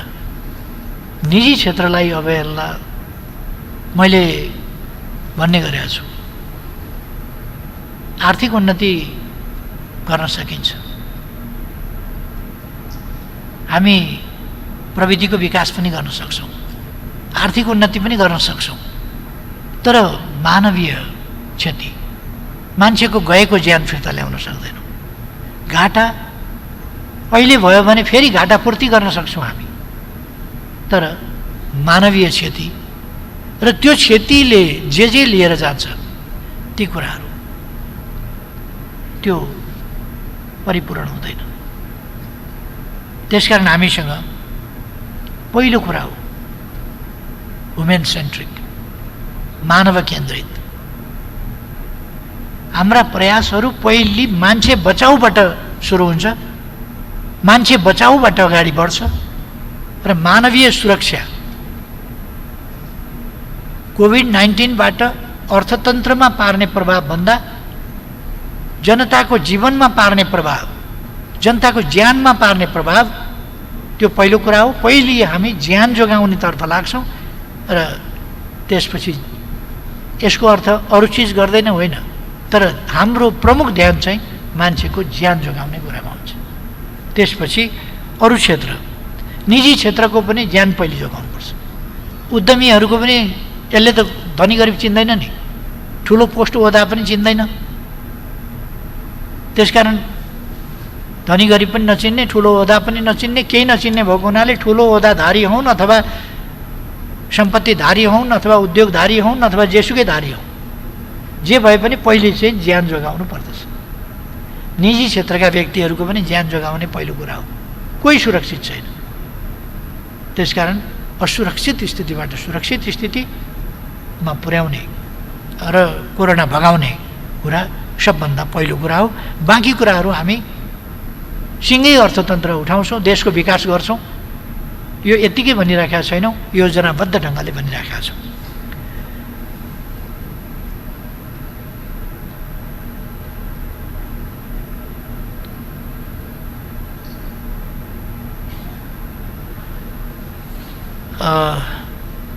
यो जाँच किटमा पनि भ्रष्टाचारको स्थितिको आशंका भन्नु, यो आशंकाको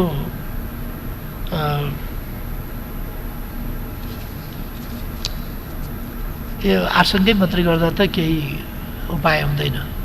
तर मैले अघि नै भने यस्तो स्थितिमा कोरोनाको यो महामारी चलेका बेला, देशै आतंकित भएका बेला, जनताको ज्यान गम्भीर ढङ्गले खतरामा पर्दै गएको बेला कसैले यसमा पनि भ्रष्टाचार गर्छ भने त्यस्तोलाई कानुन बमोजिम भदैसम्मको सजाय दिइनेछ, कोही उम्किन पाउने छैन।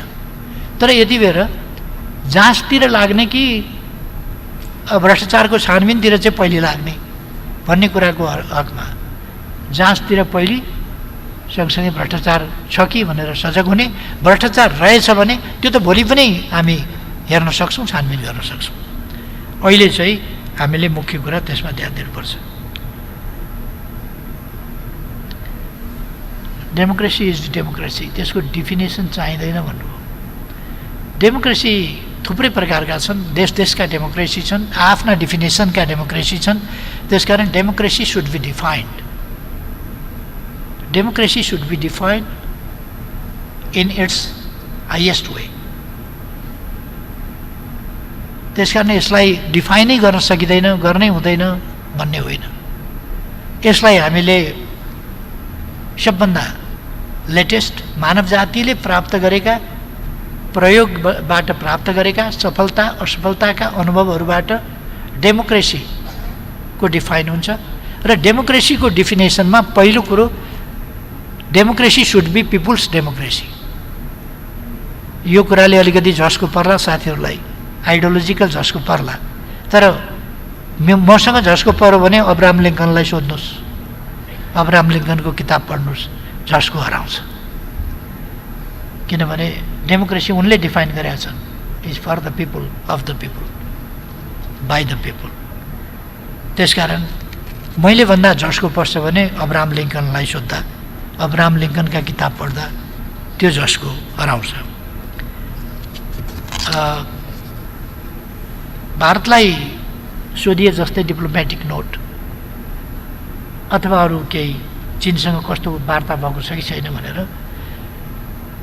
हाम्रो सरकारी प्रतिनिधिले चीन सरकारका अधिकारीसँग कुरा गर्नुभएको छ र चीन सरकारका अधिकारीले यस सम्बन्धमा त्यो परम्परागत हिसाबले एउटा परम्परागत तीर्थयात्राको सन्दर्भमा र परम्परागत ट्रेड रुटको सम्बन्धमा मात्रै कुरा गरिएको, यसले सीमा सम्बन्धी प्रश्नमा, ट्राइजेक्सन या अन्य प्रश्नमा कुनै असर गर्दैन। र यस कुरामा भारतले नेपालसँग पनि कुरा गर्नुपर्छ र यो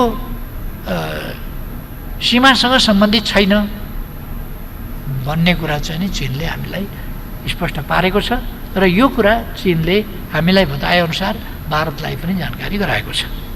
त्यसकारण यस सम्बन्धमा हामी सबैतिर, मैले अघि नै भने, कुनै देशप्रतिको आग्रह पूर्वाग्रह राखेर होइन, हाम्रो देशप्रतिको संवेदनशीलता, हाम्रो भूमिप्रतिको संवेदनशीलतालाई हेरेर हामीले सबैतिर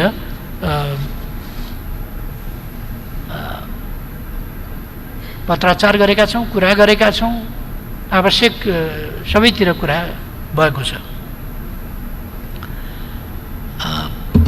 हामी यसको उपचार सम्बन्धमा, उपचारको तयारीको सम्बन्धमा अघि नै मैले पहिले बोल्दाखेरि पनि भने, हामी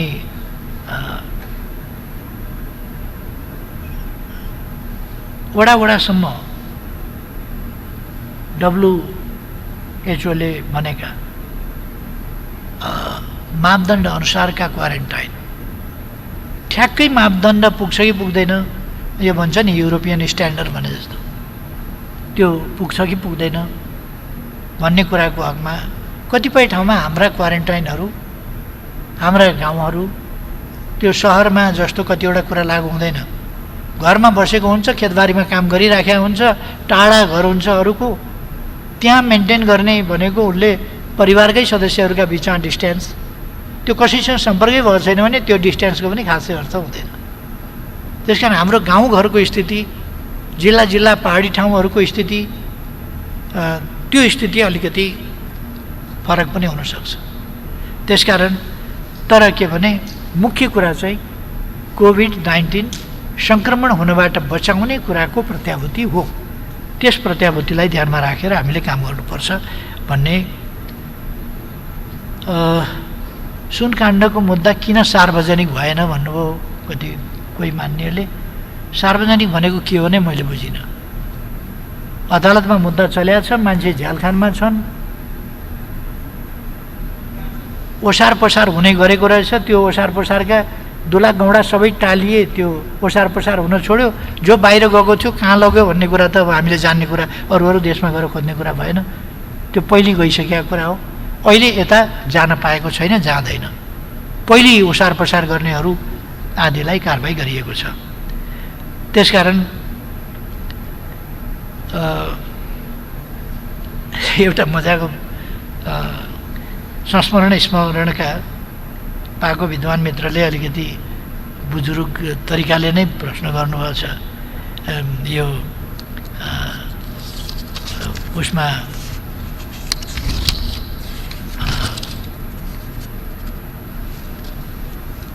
यो नेभिल च्याम्बरलिनलाई अरूले इनफ भनेको होइन, आफ्नै पार्टीकाले इनफ भनेका थिए भनेर। कहिले कहिले त्यस्तो हामीले देखेका छौँ। इनफ भनेको र त्यस अनुसारको एक्सन, त्यस अनुसारको व्यवहार गरेको देखेका छौँ। भट्टराईजीलाई अगाडि सारेर चुनाव लडियो, उहाँलाई प्रधानमन्त्री बनाउँछु भनियो, 6 महिना पनि टिक्न दिइएन, इनफ भनियो। त्योभन्दा पछिल्लो च्याम्बरलिन पनि के अरे चर्चिल पनि कोही पनि आएन। यस्ता धेरै अनुभवहरू देखेर आउनुभएको साथीले एकाध आवाज यताउता असन्तुष्टिका सुनेर आफ्नै पार्टीभित्रतर्फ इङ्गित गर्नुभएकोमा धन्यवाद छ। तर त्यस्तो केही पनि छैन, खुसीको कुरा, त्यस्तो केही पनि छैन। सजग गराउनु भएकोमा धन्यवाद छ। पुराना अनुभवहरूबाट हामीले शिक्षा लिने हो, सिक्ने हो।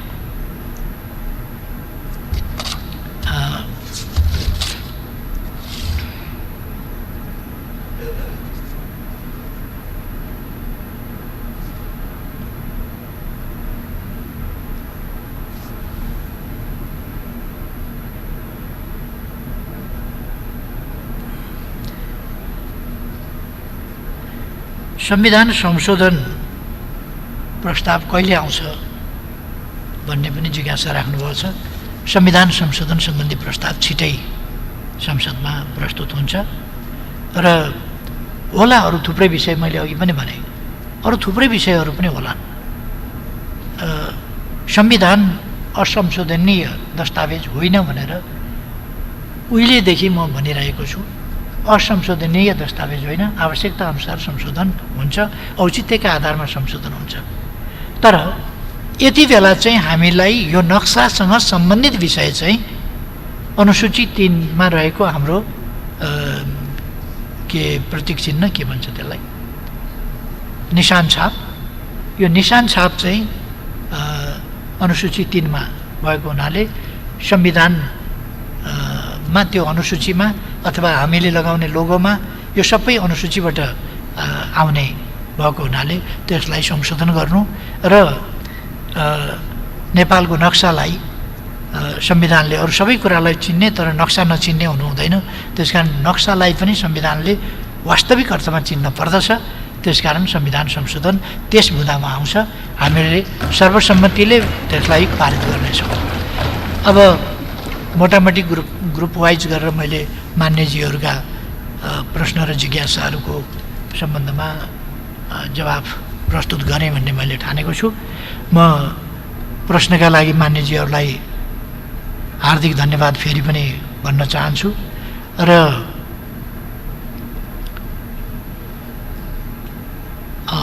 म सबैलाई यो नीति कार्यक्रम एकदम फराकिलो नजरले हेर्न आग्रह गर्छु। हामी एउटा अप्ठ्यारो परिस्थितिमा छौँ कोरोना भाइरसको हिसाबले। त्यसो भएर यस्तो बेलामा हामी कोरोना भाइरसभन्दा पछि पनि राजनीतिक हिसाबले वाद विवाद गर्न सकौँला, सैद्धान्तिक बहस गर्न सकौँला, छलफल गर्न सकौँला, विभिन्न विषयमा विचार विमर्श गर्न सकौँला। कोरोना भाइरस पछि पनि हामी धेरै कुराहरू गर्न सक्छौँ। यति बेला अहिले हामीले अरू कुरातिर अल्मलिने भन्दा कोरोना भाइरसका विरुद्ध केन्द्रित भएर लाग्न परेको छ। अर्कोतिर सिङ्गै देश एकजुट भएर हाम्रो भूभाग फिर्ता ल्याउने ठोस काम हामीले अगाडि पाइला बढाइसकेका छौँ भने अब यस पाइलालाई नरोकिकन टुङ्गामा पुर्याउनु छ। यस्तो अवस्थामा हाम्रो सिङ्गै देश एकजुट हुन आवश्यक छ। यति बेला म सबै पार्टीका सबै मान्यज्यूहरूमा हार्दिक आग्रह गर्न चाहन्छु कि यस नीति तथा कार्यक्रमलाई सर्वसम्मतिले सबैले यसलाई पारित गरौँ, सबैले यसको पक्षमा मतदान गरौँ, मेरो हार्दिक आग्रह छ। यो म किन पनि आग्रह गर्छु भने यसमा कहिले कहिले अलिकति कसरी गर्ने भन्ने पनि प्रश्न उठ्ला। पहिलो वर्षको नीति कार्यक्रममा प्रमुख प्रतिपक्ष दल समेत कसैले पनि हुन्न भनेन र सर्वसम्मतिले त्यो पारित भएको थियो। नेपाली कांग्रेसको प्रतिपक्षीय भूमिका या प्रमुख प्रतिपक्षको भूमिका त्यसले न्यून गरेको थिएन, अथवा त्यसबाट प्रतिपक्षको भूमिका वा प्रमुख प्रतिपक्षको भूमिका कमजोर भएको पनि थिएन। त्यसकारण नीति कार्यक्रम समयानुकूल ढङ्गले आएको छ र यस नीति कार्यक्रमले कोरोनासँग सँगै लडाइँ लड्ने, देशको हितको निम्ति काम गर्ने, देशको भूभाग फिर्ता प्राप्त गर्ने लगायतका धेरै महत्त्वपूर्ण कुराहरू र सँगसँगै सामाजिक जीवनका सबै पक्षहरूलाई सावधानी साथ सन्तुलित ढङ्गले अगाडि बढाउने कुराहरू पनि अगाडि सारेको छ। यसकारण मेरो आग्रह छ, कुनै कुराहरू छन् भने सरकार सुन्नका लागि, विचार गर्न, मान्यज्यूहरूका कुरा सुन्न कान खोलेर, दिल खोलेर, मन खोलेर तयार छ। त्यसर्थ म आग्रह गर्न चाहन्छु यस प्रस्तावलाई समर्थन गर्नका लागि सबै मान्यज्यूहरूमा मेरो विनम्र अनुरोध छ। समर्थन गर्नुहुनेछ भन्ने मैले आशा मात्रै होइन, विश्वास लिएको छु र हामीसँग अभ्यास पनि छ। पहिलो संसदमा हामीले सर्वसम्मतिले नै पास गरेका थियौँ। त्यसले एउटा बेग्लै एकताको भावना जगाएको थियो हाम्रो बिचमा, त्यसले नोक्सान गरेको थिएन। त्यसर्थ म त्यो आग्रहका साथ आफ्नो भनाइ टुङ्ग्याउँछु र मलाई समय दिनुभएकोमा सभामुख महोदयलाई हार्दिक धन्यवाद भन्न चाहन्छु। सबै मान्यज्यूहरूलाई पनि हार्दिक धन्यवाद छलफलका लागि र जिज्ञासाका लागि, साथै मतदानका लागि पनि आग्रह गर्न चाहन्छु। अघि एकजना मान्यज्यूले विपक्षमा मतदान दिन्छु भन्नुभए तापनि एकमात्र संशोधन गर्दा हुन्छ, पहिलो संशोधन त्यो हो पक्षमै मत दिन्छु भन्ने, मनमा नै गरे हुन्छ, केही फरक पर्दैन। सबैमा धेरै धेरै धन्यवाद।